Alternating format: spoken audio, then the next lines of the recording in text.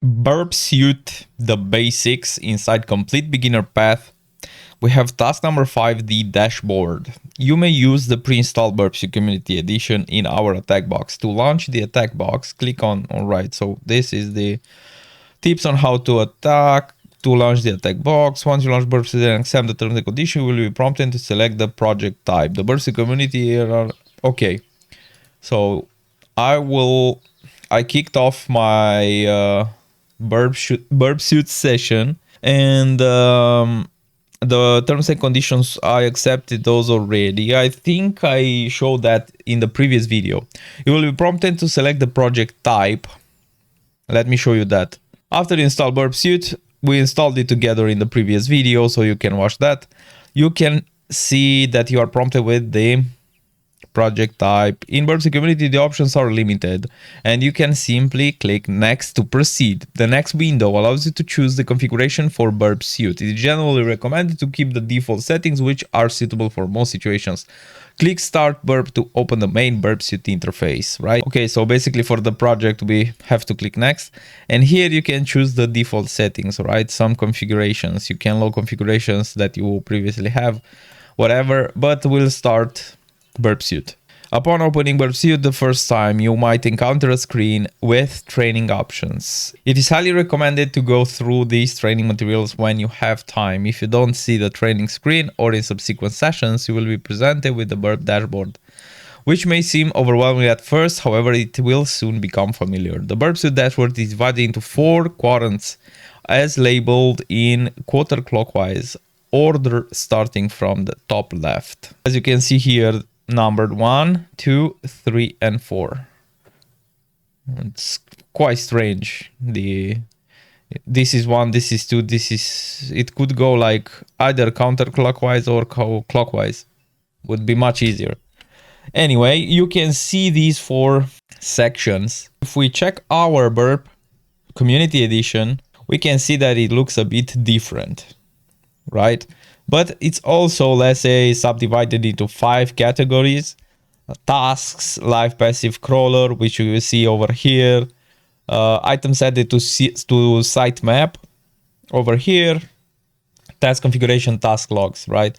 And here we'll have a lot of useful tools and awesome tools that we will read, that we will play with.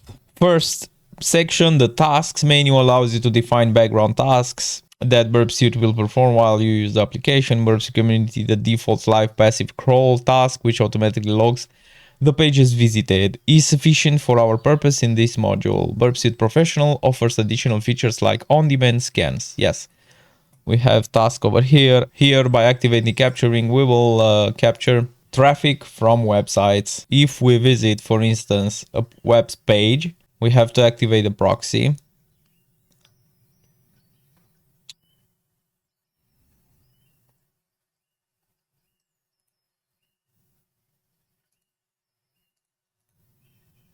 Okay, and for instance, we go here. We check Burp Suite and we can see the traffic, task logs, right? Task configuration. We can view the configurations that are predefined, default ones. Task progress, right? This is for Hashcat. So everything that is everything that we navigate now, it will be automatically captured by Burp Suite. And we can see it also in the proxy HTTP history. We can also see it here, and from here we can just send it to the repeater or whatever. Even from here we can send it to repeater, intruder, or so on. Event log. The event log provides information about the actions performed by Burp Suite, such as starting the proxy, as well as details about connections made through Burp. Event log basically is summary. We can see it over here.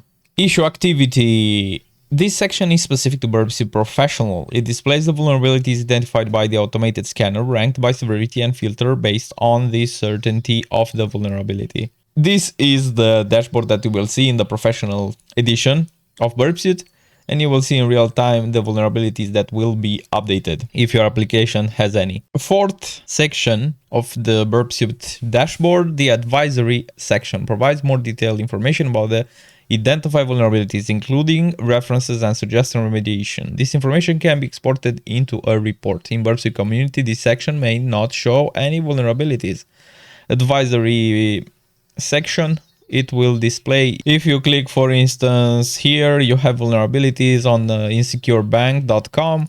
You click XSS, cross-site scripting vulnerability, and it will automatically display here the more information about the vulnerability, remediations, and so on. Through the various tabs and windows of Burp Suite, you will notice question mark icons. Clicking on these icons opens a new window with helpful information specific to that section. These help icons are invaluable when you need assistance or clarification on a particular feature, so make sure to utilize them effectively. Here we see inside the documentation of Burp Suite the dashboard. We can say port swigger. We go over here and then we go to support, documentation. And inside here you can see Burp Suite Professional or the Community Edition, Enterprise Edition, and then so on. If we click on Burp Suite Professional Community, you can see over here more information and you can read everything. By exploring the different tabs and functionalities of Burp Suite, you will gradually become familiar with its capabilities. Answer the questions below. What menu provides information about the actions performed by Burp Suite, such as starting the proxy, and details about connections made through Burp? As you can see over here, event log. The event log provides information about the actions performed by Burp Suite, such as starting the proxy, as well as details about connections made through Burp. So, event log. Awesome.